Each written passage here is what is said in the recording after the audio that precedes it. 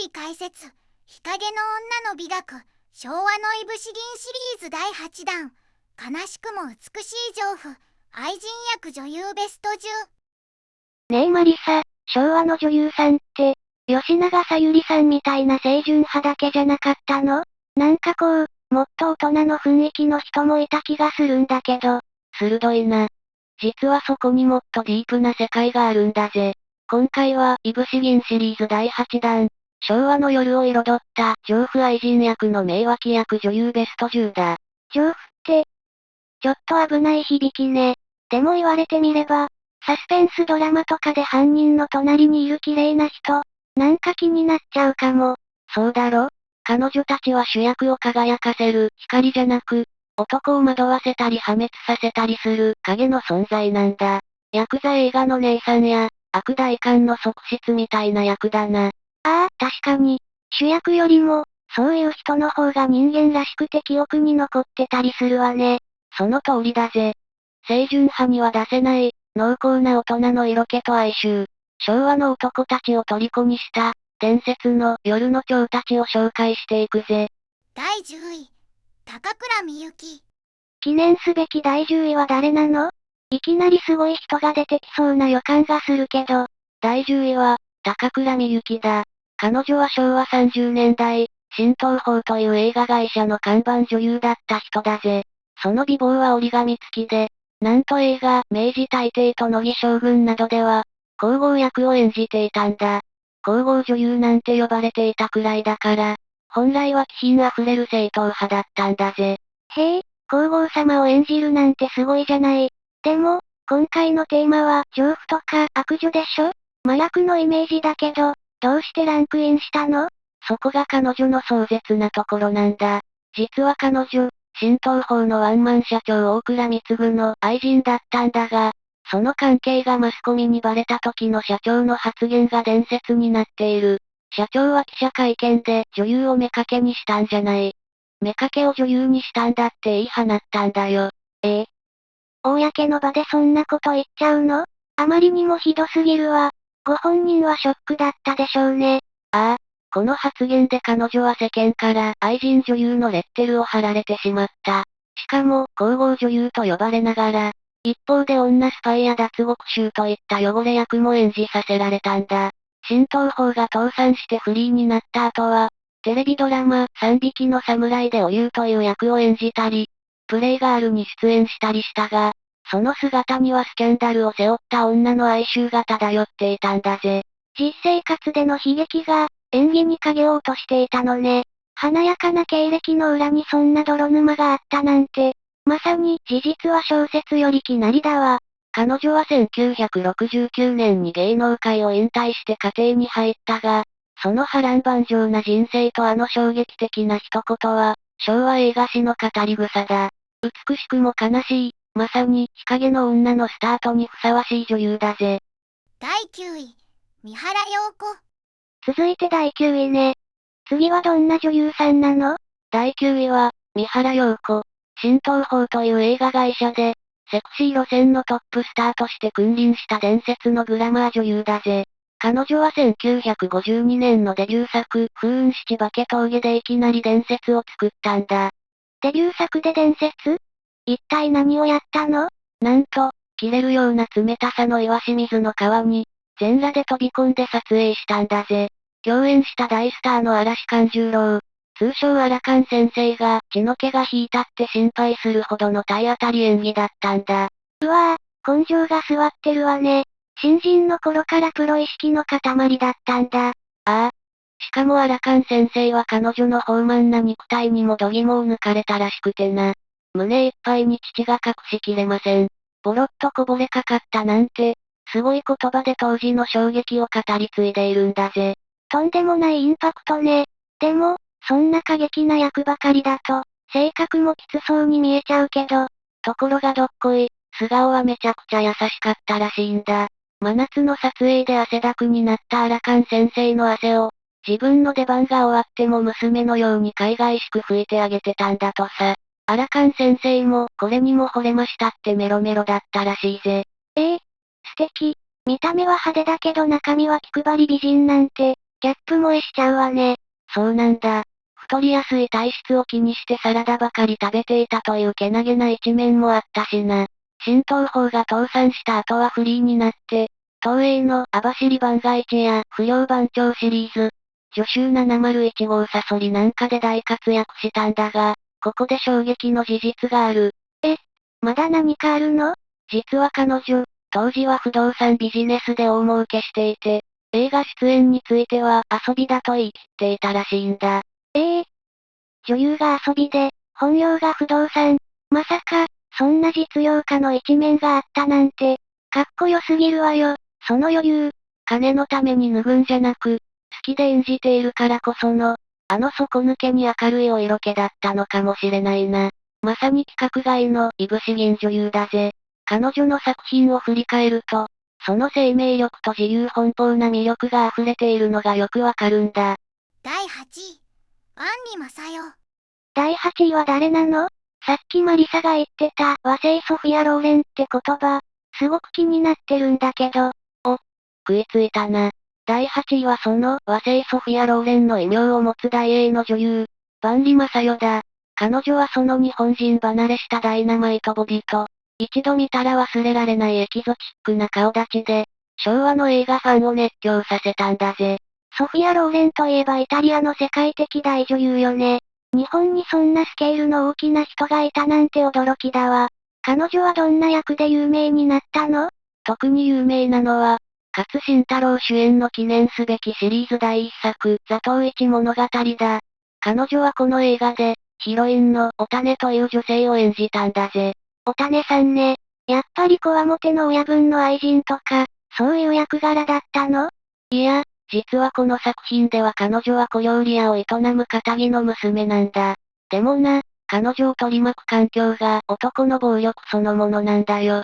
兄貴は飯岡一家のチンピラだし、別れた元恋人のヤクザにはしつこく言い寄られて難儀している。まさに男たちの行に翻弄される発酵の美女だ。うわぁ、逃げ場がないじゃない。そんな状況で、どうやって一と関わるの？飯岡一家にわらじを脱いだ一が、彼女の窮地を救うんだ。おたねは、周囲の粗暴な男たちとは違う、一の不器用な優しさに触れて、盲目の彼に淡い恋心を抱くようになるんだぜ。素敵、アウトローな人おたねさんの純愛なんて、すごくロマンチックね。だが、二人の恋は悲劇的な結末を迎える。飯岡一家と笹川一家の抗争、いわゆる、定理が始まってしまうからだ。一は病を押して戦場に出てきた平手美紀との決着をつけるため、おたねの生死を振り切って修羅場へ向かってしまう。万里正代のあの大きな瞳が、叶わぬ恋の悲しみを訴えかけるシーンは、何度見ても胸が締め付けられるぜ。彼女の存在感があったからこそ、座頭市は単なるチャンバラ映画じゃなく、大人のドラマになったんだ。第7位、江沢萌子。第7位は誰なのかしら？そろそろ、私でも名前を聞いたことがあるような人が出てきそうな気がするんだけど。第7位は、江沢萌子だ。名前だけだとピンとこないかもしれないが、顔を見れば、2時間ドラマでよく見るスナックのママだ。ってなるはずだぜ。彼女は独特のハスキーボイスと、時折出る関西弁がトレードマークの名脇役だ。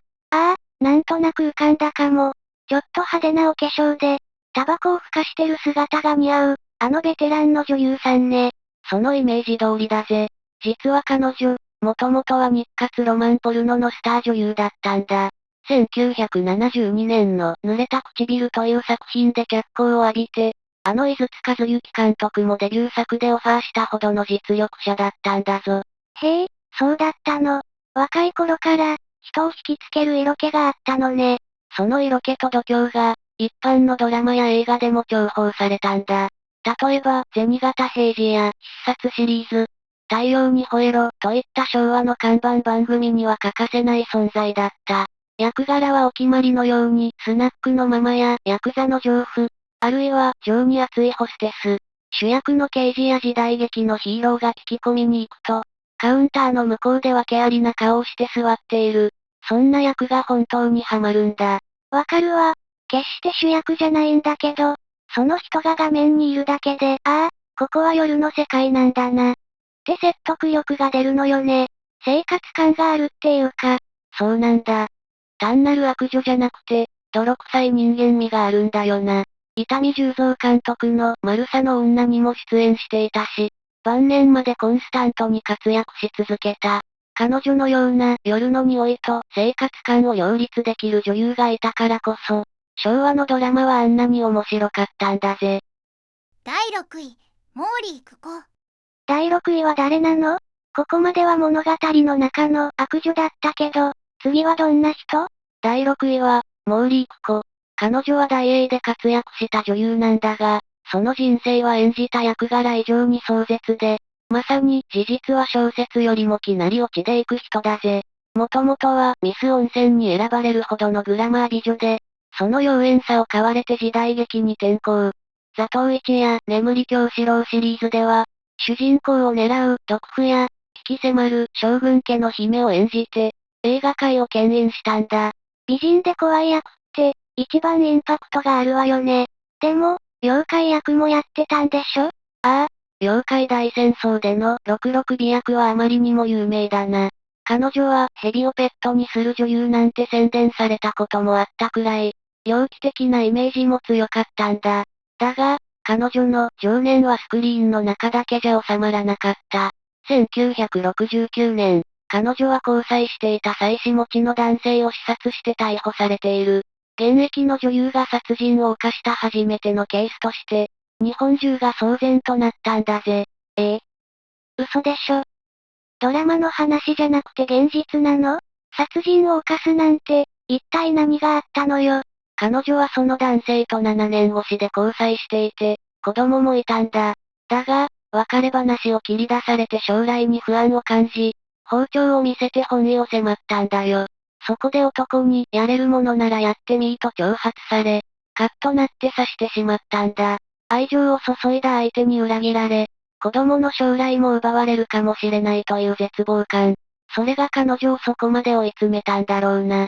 愛人の立場への不安と、愛する人からの冷たい言葉、追い詰められてしまったのね。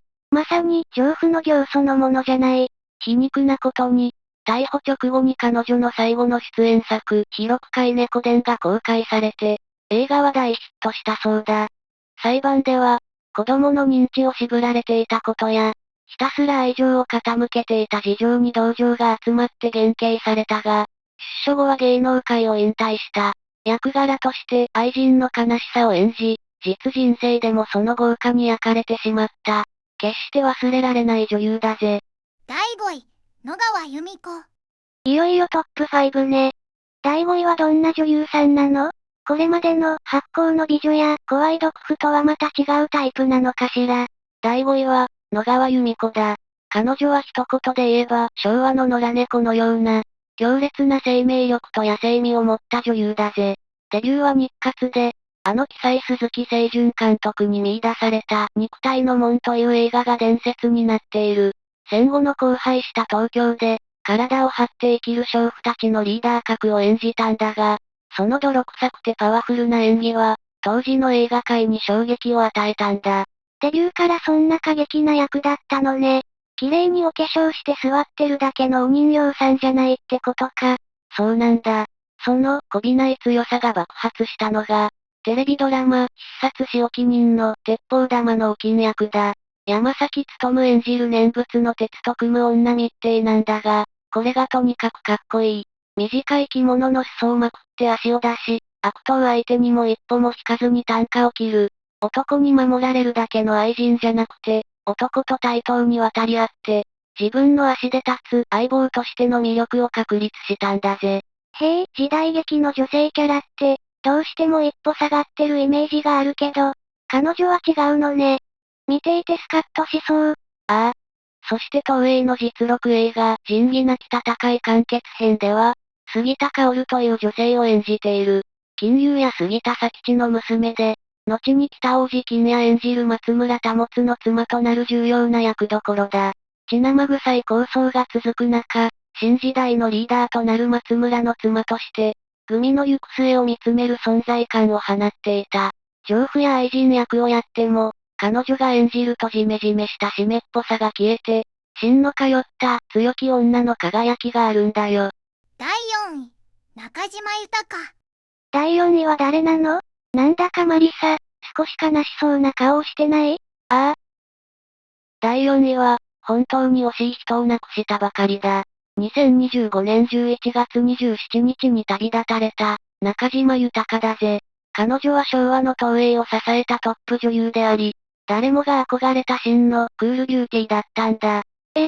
つい最近のことじゃない。サスペンスドラマとかでよくお見かけした。シュッとした、冷たいほどに綺麗な女優さんよね。そうだ。彼女の美しさは筋金入りでな。芸能界入りする前の1971年にミスパシフィックの世界大会で、第2位に輝いているんだ。その日本人離れしたスタイルと美貌を買われて東映に入社し、千葉真一のアクション映画でヒロインを務めたり、トラック野郎シリーズの記念すべき初代マドンナにも抜擢されたんだぜ。世界にいいですって、通りで浮世離れした美しさだと思ったわ。でも、ヒロイン役も多いのに、どうして娼婦や悪女のランキングに入ってきたの？彼女の真骨頂は、その冷ややかな知性にあるからだぜ。特に松田優作と共演した探偵物語や蘇る勤労なんかでは、ハードボイルドな世界観に完璧にマッチしていた。キザでニヒルな男の隣に、高級車やワインと一緒に並んでも全く引けを取らない、高級な女の風格があったんだ。わかる気がする。生活感のあるアパートじゃなくて、高級マンションが似合う感じ。サスペンスドラマでも、ただの愛人じゃなくて、事件の鍵を握っていそうな謎の美女役が多かったわよね。そうなんだよ。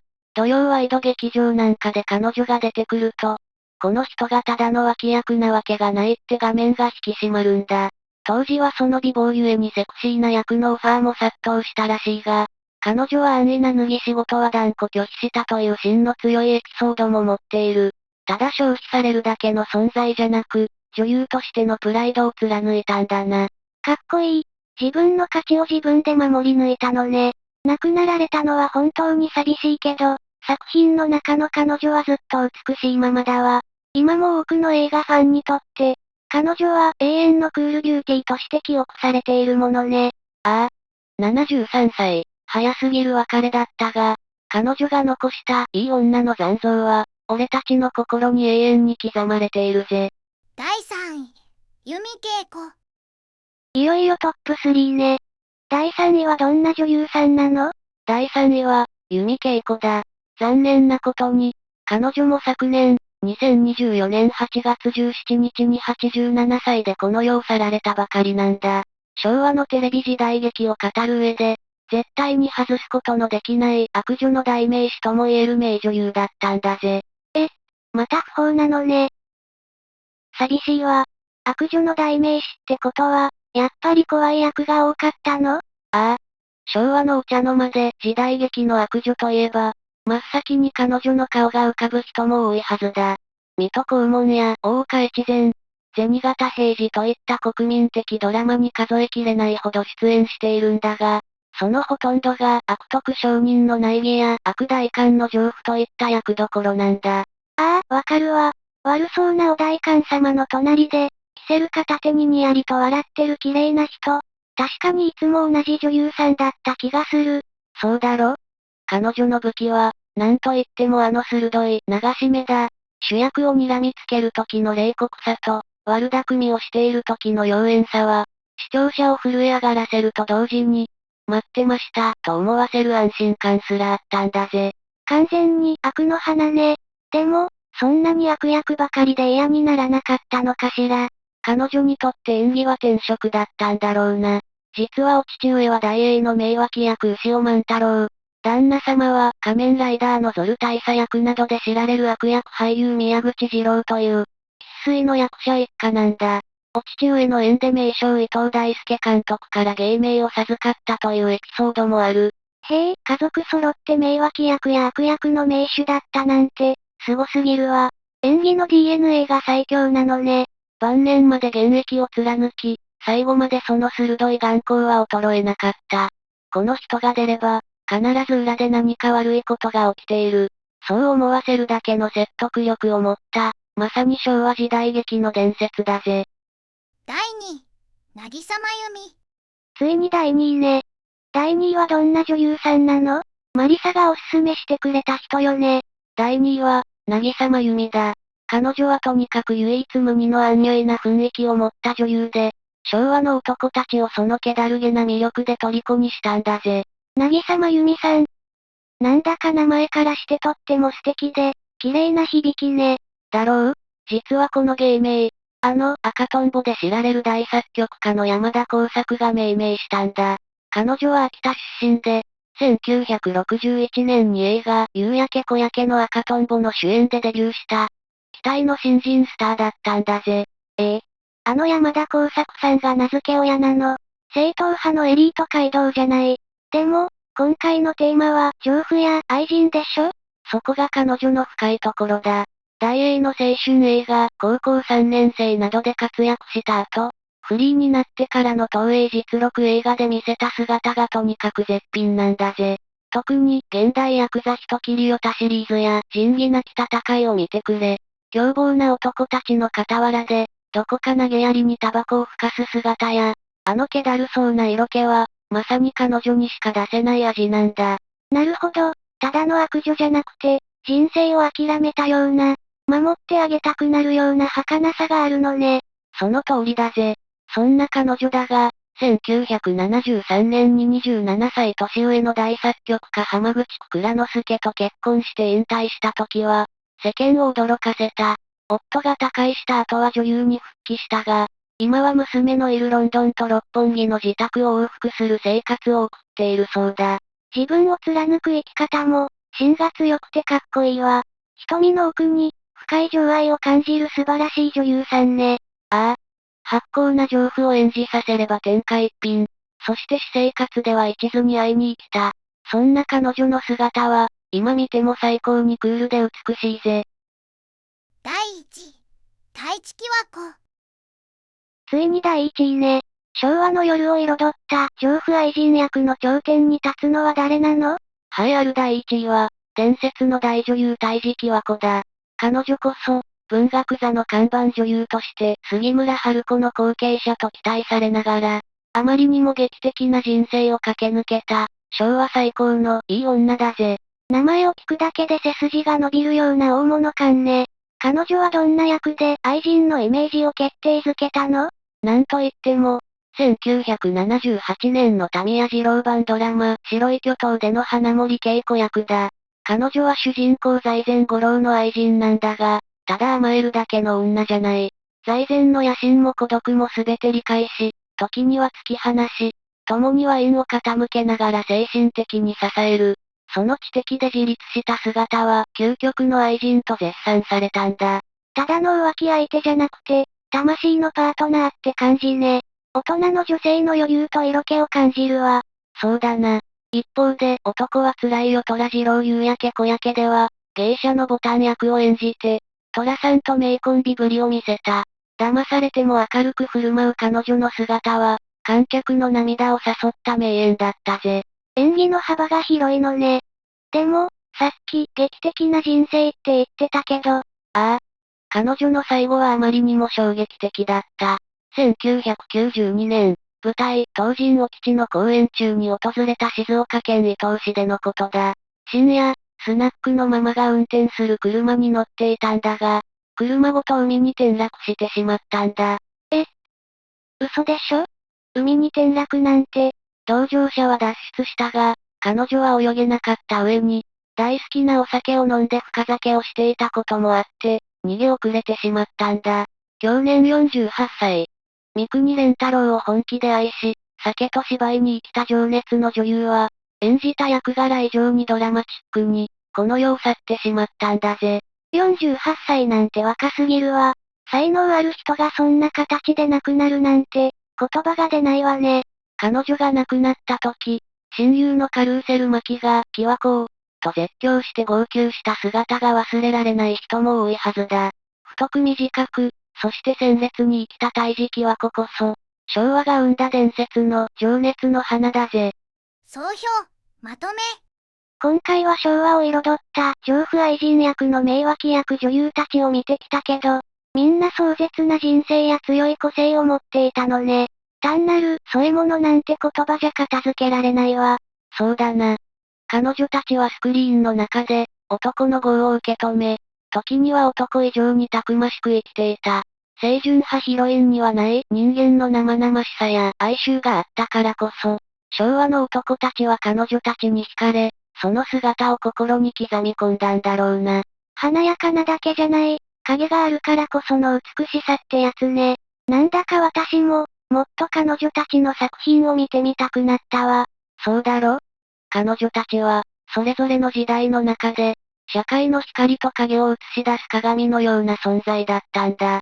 時に世間から批判されながらも、自分たちの業を背負い、それを演技力へと昇華させた。だからこそ、今もなお多くの人々の心に残る名女優として輝き続けているんだな。ぜひ見てくれだぜ。どの作品も、彼女たちが登場するだけで画面の温度が上がるような名演ばかりだからな。というわけで、今回はここまで。この動画が気に入ったら、高評価とチャンネル登録をよろしくね。あなたが好きだった悪女丈夫役の女優さんがいたら、ぜひコメントで教えてちょうだい。それでは、ご視聴ありがとうございました。